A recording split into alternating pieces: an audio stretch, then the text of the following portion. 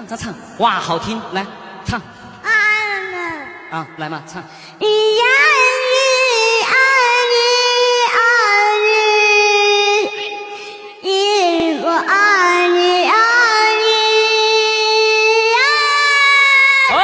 我爱你，我爱你，我也爱你哦呀，真的是。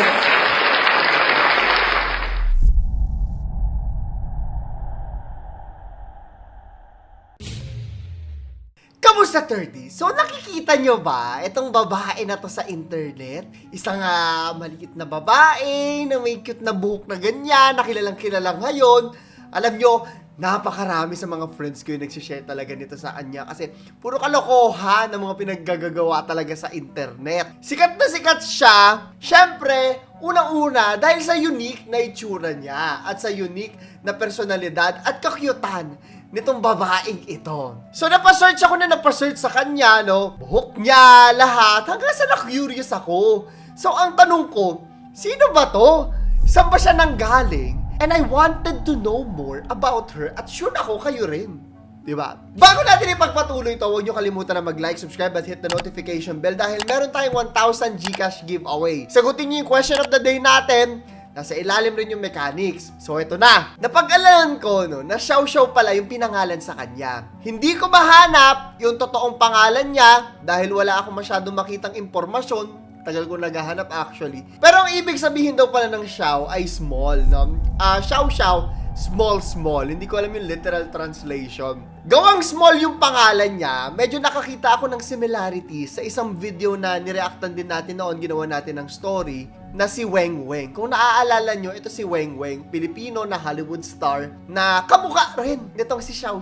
Sikat siya sa atin, pati sa Hollywood. So talagang naghanap talaga ako. And found out na itong si Xiao pala ay merong primordial dwarfism, which is also present doon kay Weng Weng. Ang sabi, yung mga baby daw na may primordial dwarfism ay napakaliit sa womb at pagkapanganak at paglaki nila, yung height nila, around 3 feet tall lang daw. Yung mga bata na may primordial dwarfism ay merong maliit na ulo kumpara sa buong katawan nila. May prominent nose din daw at eyes. Ayan, yan yung nakita ko na kalagayan nitong si Xiao. Pero ang tanong ko ngayon, no, sumikat siya dahil sa itsura niya. Paano ngayon siya nakilala? Dami ko na kasi nakikitang video eh. Saan siya sumikat? Anong ginawa niya? Kung makikita niyo itong nasa likod ko, ito pala yung viral video kung saan siya sumikat. Tinawag siya ng internet, no, siguro westerners, kasi English nga to, na Chinese kick girl. Naninipa! Kick girl dahil doon siya sumikat sa pagsipa niya sa isang viral video. Sabi dito, mid-August daw, noong 2023, may isang user, nagngangalan na si Mainiang Shinshin, ang nag-post ng video ng isang babae na tinatawag niyang Xiao. Nickname niya lang yung Xiao kasi nga maliit, small. Post siya ng pag-post, palagi siya nagpo-post, siguro dahil malaki yung engagement, hanggang sa nakilala itong si Xiao. September 6, dito na nag-umpisa ang lahat. Sa TikTok ng isang nagngangalan na Chinese Junk Food 2023, nire-repost niya yung mga pinopost nitong si Mainiang Shinshin. At dahil nga dyan, nag-viral etong video na to. Panoorin natin. Sa video na yan, makikita itong epic, no, o iconic na pagsipa nga ni Xiao sa host. Tinatry ko alamin kung anong context na di ko rin kasi masyadong naiintindihan, kaya pasensya na if meron man po dito marunong mag-Chinese, explain nyo sa amin. Pero sinisipa niya at hindi ko alam kung bakit. Nagkaroon agad, no, yung mga shares na to ng 16.2 million plays at 996k likes sa loob ng 6 na araw. Ganon kabilis yung pagsikat nitong si Xiao. Dumami pa ng dumami yan hanggang sa ngayon. Talagang miski sa atin, sikat na siya. Hindi lang sa China, pati sa Western world, no? Ang dami na nagsishare tungkol sa kanya at nakukutan sa kanya. Mula niyan, kaliwat kanan na nga yung pagpo-post ng mga video ni Xiao. Kagaya na lang nito, nilalagay siya sa plastic bag. Cute, sa totoo lang. Ayan. Dito na tayo pupunta ngayon sa malungkot na parte nitong video na to. Pag nag-aano ako, titingin ako ng comments, especially sa ibang bansa rin, pero sa ating mga Pilipino, yung talagang mapanlait talaga. Nakakakita ako ng weirdo, ganyan. Ang pangit naman yan. Nalulungkot ako kasi hindi naman ako PWD, wala naman akong kalagayan, pero na-experience ko rin yung ganyan at alam ko yung nararamdaman ng mga taong sinasabihan ng masasakit na mga salita. Isa sa mga nakita kong tawag sa kanya yung Dobby, yung sa Harry Potter. Ang sama na ugali, napapaisip talaga ako, ang sama talaga, paano nagagawa ng mga tao na nagko-komento ng gano'n? Isipin natin dapat palagi kung sa atin ginagawa, diba? At malaki epekto ng mga salita. Malaki epekto ng mga salita.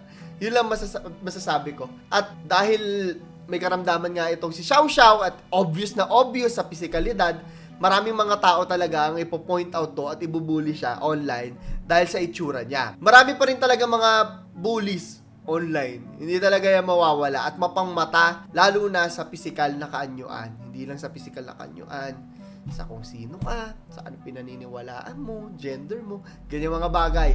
Lahat talaga gustong i-point out ng mga tao eh. Ang wish ko lang sana hindi ito dumating sa point na kumbaga maapektuhan si Xiao Xiao. I know how it feels pag nakakakita ka ng ganyan. Especially pag online na talagang walang tigil talaga yung mga tao. Talagang comment lang sila na parang walang epekto yung sinasabi nila. Hindi ko alam lang din wala kasi ako masyadong makitang impormasyon sa kanya. Kung exposed siya sa comments ng mga tao or alam niya ba na sikat na siya. Yan ang hindi ko masasabi. Hindi ko rin kasi alam. Pero just imagine kung ano yung mararamdaman niya kung makita niya yung mga ganyang comment. Sabihan ka pangit, weirdo, diba? Ang sakit. Mabigat tayo ngayon. Gawin na natin good things. Hindi naman lahat ng bagay masama. Marami pa rin talagang mga tao na nag-advocate na magandang representation. Hindi ko alam kung PWD yung tawag sa kanila, pero yun na lang din yung gagamitin natin. Persons with disabilities. And sa atin kasi sa Pilipinas, hindi ko alam kung yun din yung term sa ibang bansa. Marami nag-a-advocate for good representation sa kanila. Sinabi ko na rin 'di ba sa atin si Weng Weng. Oh, 'di ba? Sikat na sikat, naging artista at hinahangaan. Sa mga medyo modern times naman, ito pinaka natutuwa talaga ako, si Joe Berry, si Onanay. Alam ko nga marami siyang memes ganyan, pero napakagandang representation kasi talaga. No? Nung ginawa siyang bida ng GMA, actually hanga talaga ako sa GMA kasi hindi lahat magre-risk na gawing bida yung mga kagaya ni Joe Berry. At naging hit ang Onanay. So nakakatuwa yun. Paulit-ulit ko sinasabi na parang tumanim lang din sa ating mga isipan yung salitang representation. Yung representasyon kasi na yan na nakikita natin sa TV, dyan natin natututunan eh. Wala tayong alam dyan sa lahat na yan eh. Dyan natin natututunan yung mga specific na bagay sa mga taong hindi natin alam kung ano yung lagay nila. Ay, ganito pala yun. Ay, ganyan pa. Ay, pag mental health pala, hindi baliw. Yan yon. Diyan papasok kayo. Kaya napaka-importante ng word of the day natin na representation. Anyways, after natin kay Joe Berry, meron pa ako isang nakita. Si Luis Manzano naman, I think sa It's Your Lucky Day, no, napaka-iksi lang nila, pero napaka-ingay nila. Merong kinausap, pwede ba nating ilagay dito? May kinausap si Luis Manzano na deaf, nung nag-ASL siya, nagsa-sign language. Tas marunong pala siya. Nakakataba ng puso yung ganun kasi nakikita sila, di ba?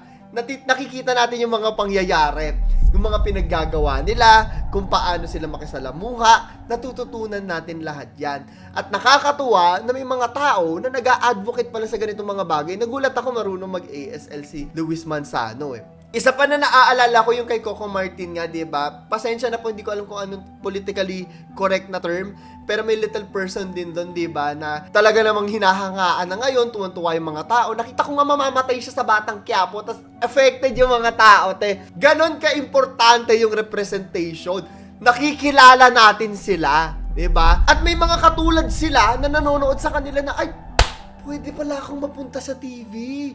May model sila. Kaya importante na nakikita rin natin yung mga kagaya nila Xiao Xiao. Ganon ka-importanteng pag-usapan sila. I really hope na masumikat pa itong si Xiao Xiao at pagkakitaan niya ng tama itong nangyayari sa kanya ngayon. Hopefully, hindi ito makapaekto sa kanya personally. Di lang para sa entertainment, kung hindi para mas maintindihan nga natin sila. Yan ang sinasabi kong paulit-ulit. So para tapusin natin to, meron akong isang paboritong palabas. All-time favorite ko. Ang title niya, Coda. Sa movie na yan, isa silang pamilya ng mga deaf. Nanay deaf, tatay deaf, panganay deaf. Tapos yung bunso nilang babae, hearing. Lumaki siya na hindi marunong magsalita hanggang sa natuto siya magsalita kasi niloloko siya ng mga tao. Ngayon itong bida, Gusto niyang kumanta, pero hindi naiintindihan ng pamilya niya kasi hindi nga sila nakakarinig. Spoiler, pero sa dulo, yung tatay nilagay niya yung kamay niya dito.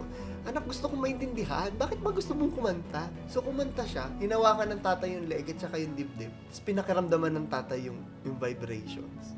Pinayagan siya sa bandang. Kung gusto niyong panoorin yan, ay nako, napakaganda.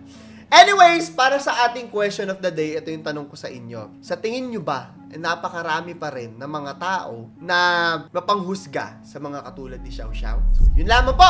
Ito si Clara the Third. Nagpapaalam. 跳舞要不得？